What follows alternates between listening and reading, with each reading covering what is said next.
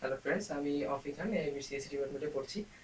তো আপনারা সবাই জানেন যে 28 তারিখ থেকে এই 28শে ফেব্রুয়ারি থেকে আমাদের মিড টার্ম শুরু হচ্ছে প্রিন্সিপালস অফ অ্যাকাউন্টিং সাবজেক্টের পরীক্ষা। তো আমি দেখলাম আমার অনেক ফ্রেন্ড আছে, ওরা আসলে অ্যাকাউন্টিং অনেক দুর্বল। তো গত সেমিস্টারে আমার যেহেতু আমার অ্যাকাউন্টিং হয়ে গিয়েছে, তো আমি আসলে চেষ্টা করবো এই টিউটোরিয়ালে বেসিক অ্যাকাউন্টিং এর বেসিকগুলো একটু দেখিয়ে দেওয়ার জন্য, যাতে এক্সাম নাইটে দেখে ওরা সহজে কাজে লাগাতে পারে, যাতে কাজে আসে। আচ্ছা, তো চলে যাচ্ছি টিউটোরিয়ালে। তো ফার্স্টে হচ্ছে আপনারা দেখতে পাচ্ছেন, এটা হচ্ছে আমাদের প্রিন্সিপালস অফ অ্যাকাউন্টিং সাবজেক্টের নাম। বেসিক্যালি অ্যাকাউন্টিং এ আপনি হচ্ছে বিজনেস ওনারশিপ পাবেন। এটা হচ্ছে আপনাদের অবজেক্টিভ আসতে পারে, ভালো একটা অবজেক্টিভ কোশ্চেন। সেটা হচ্ছে বিজনেস ওনারশিপ কয় প্রকার। সেখানে আপনি দেখবেন যে 3 ধরনের আছে, সেটি হচ্ছে প্রোপ্রাইটরশিপ, পার্টনারশিপ আর হচ্ছে কর্পোরেশন। তো এখন সেই 3টি ডিফারেন্স কি আপনি যদি জিজ্ঞেস করেন, তো প্রোপ্রাইটরশিপে হচ্ছে আপনার একজন ওনার থাকবে এবং আপনার ব্যবসার লাভ লসের জন্য ওই একজনই হচ্ছে দায়ভার বহন করবে।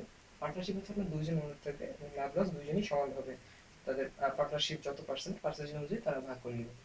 আর কর্পোরেশন হচ্ছে আনলিমিটেড সংখ্যক আপনার ওনার থাকবে এবং তাদের লায়াবিলিটি বলতে গেলে তেমন থাকবে না। এটা হচ্ছে শেয়ার থাকবে, শেয়ারের মতো থাকবে। তো বেসিক এইটুকু জানি আমাদের চলছে। এরপর আসি বেসিক অ্যাকাউন্টিং ইকুয়েশন। এই ইকুয়েশনটি আপনাদের অ্যাকাউন্টিং এর এই অ্যাকাউন্টিং কোর্সের সব জায়গাতেই লাগবে। তো এটা আমরা একটু ভালোভাবে খেয়াল করব। ইকুয়েশনটি হচ্ছে asset is equals to liability plus owners equity. অর্থাৎ সম্পদ সম্পদ সমান হচ্ছে দায়বদ্ধতা এবং ওনার্স ইকুইটি। আচ্ছা, এখন আসি আমরা অ্যাসেট কি। অ্যাসেট বলতে আমরা যেটা বুঝবো সেটা হচ্ছে ক্যাশ, টাকা পয়সা, ল্যান্ড জমি, ইকুইপমেন্ট, যন্ত্রপাতি বা সাপ্লাই, হচ্ছে এআর। আচ্ছা, এআর কি?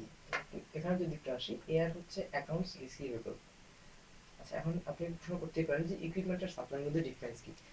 এখন ইকুইপমেন্ট যদি আমি বলি, ধরেন আপনি আপনার ব্যবসার জন্য একটি চেয়ার বা একটি মেশিন কিনলেন, সেটা হচ্ছে আপনার ইকুইপমেন্ট। আর সাপ্লাই বলতে ধরেন আপনার ফ্যাক্টরির জন্য যে পানির সাপ্লাই বা বিদ্যুতের সাপ্লাই, অথবা যে এই মার্কারটা, এটা একটা সাপ্লাই। এখানে হচ্ছে একটি, এটা যখন শেষ হয়ে যাবে তখন আমাকে আরেকটি মার্কার নিতে হবে। আচ্ছা, আর বেসিক্যালি এইটুকুই আমি চলছে। অ্যাকাউন্টস রিসিভেবল হচ্ছে যে যেই টাকাটা, একটা অ্যামাউন্ট, একটা টাকা, সেটা হচ্ছে সে টাকাটা আপনি পাবেন, আপনি রিসিভ করবেন, আপনি এখনো পাননি, সেটা হচ্ছে অ্যাকাউন্ট রিসিভেবল। আচ্ছা, ঠিক আছে, এবার আমরা আসছি লায়াবিলিটি। লায়াবিলিটিতে আপনি একটু দেখতে পাচ্ছেন আছে হচ্ছে লোন, এনপি এবং এপি। এনপি হচ্ছে নোটস পেয়েবল এবং এপি হচ্ছে অ্যাকাউন্টস পেয়েবল। তো লোন তো আপনারা সবাই জানেন যে আসলে ব্যাংক থেকে যে আমরা লোন নিই সেটা হচ্ছে লোনস। লায়াবিলিটি মানে হচ্ছে দায়বদ্ধতা। তো নোটস পেয়েবল আর অ্যাকাউন্টস পেয়েবল দুইটা একই জিনিস, মানে যেটা যেভাবে যে টার্মই আসে এক্সামে। সো অ্যাকাউন্টস পেয়েবল হচ্ছে অ্যাকচুয়ালি যে টাকাটা আপনাকে দিতে হবে, আপনি কারো কাছে, কেউ আপনার কাছে পাবে, সেটি হচ্ছে আপনার কাছে অ্যাকাউন্টস পেয়েবল, অর্থাৎ আপনি তাকে দিতে বাধ্য। ওকে, তো এখন আমরা আসছি ওনার্স ইকুইটি।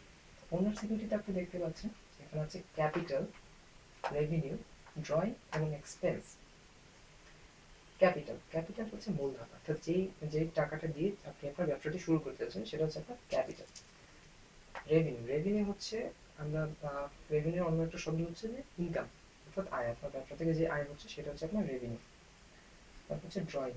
ড্রয়িং হচ্ছে যে আপনি আপনার ব্যবসা থেকে আপনি যদি কিছু টাকা তুলে নিলেন পার্সোনাল ইউজের জন্য, তারপর সেটা হচ্ছে আপনার ড্রয়িং।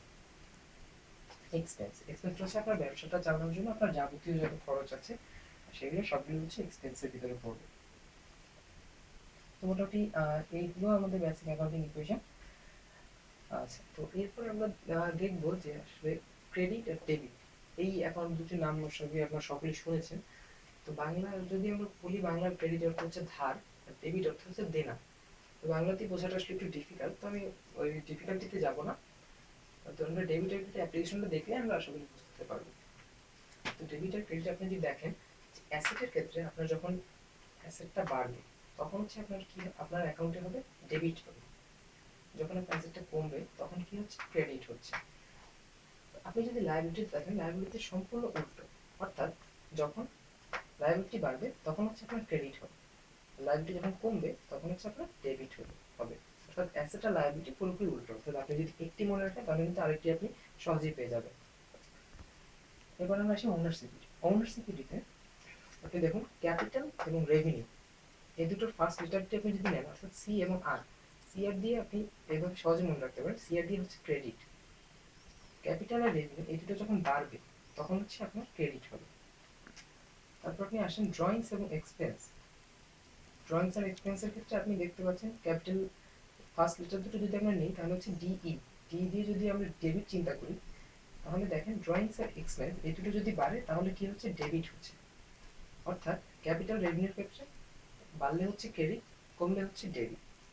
আর ড্রয়িং আর এক্সপেন্সের ক্ষেত্রে বাড়লে ডেবিট হচ্ছে আর কমলে হচ্ছে ক্রেডিট। তো এই ছিল আমাদের আজকের টিউটোরিয়ালে।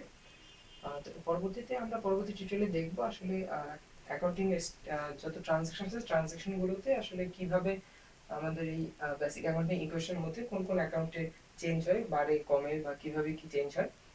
তো আশা করছি আপনারা এই টিউটোরিয়ালটি যতটুকু সম্ভব আমি চেষ্টা করছি আপনাদের বোঝানো, আপনাদের ভালো লেগেছে, আশা করি আপনারা বুঝতে পেরেছেন। তো পরবর্তী ভিডিওর জন্য আপডেটেড থাকুন এবং please subscribe to my channel অফি খান, and thank you.